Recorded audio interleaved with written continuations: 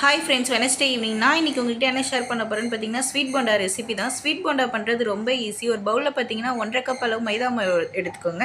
அதோட சின்ன கப்பில் 1 கப் அளவு ரவை எடுத்துக்கோங்க. அந்த கப் அளவுலேயே 1.5 கப் அளவு சர்க்கரை ஆட் பண்ணிக்கோங்க.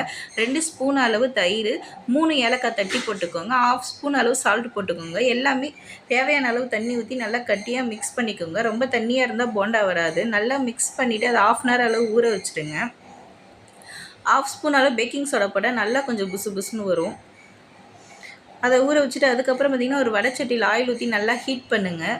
ஆயில் நல்லா ஹீட் ஆனதுக்கப்புறம் போண்டா போட ஸ்டார்ட் பண்ணிவிடுங்க. நான் பார்த்திங்கன்னா கையில் தான் போட்டேன், அதுவுமே நல்லா இருந்தது. ஆனால் எங்கள் அம்மா சொன்னாங்க குழிக்கரண்டியில் போட்டால் இன்னும் போண்டா குண்டு குண்டாக வரும்னு சொன்னாங்க. ஸோ குழிக்கரண்டியில் தான் யூஸ் பண்ணேன், அதுவுமே நல்லா வந்துருந்தது. போண்டாவோட டேஸ்ட்டும் ரொம்ப நல்லா இருந்தது. நீங்கள் உங்கள் வீட்டில் இதை ட்ரை பண்ணி பாருங்கள். இந்த வீடியோ பிடிச்சிருந்தா லைக் பண்ணுங்கள், சப்ஸ்கிரைப் பண்ணுங்கள். பாய் ஃப்ரெண்ட்ஸ், நாளைக்கு வேறு விலாகில் பார்க்கலாம். பாய்.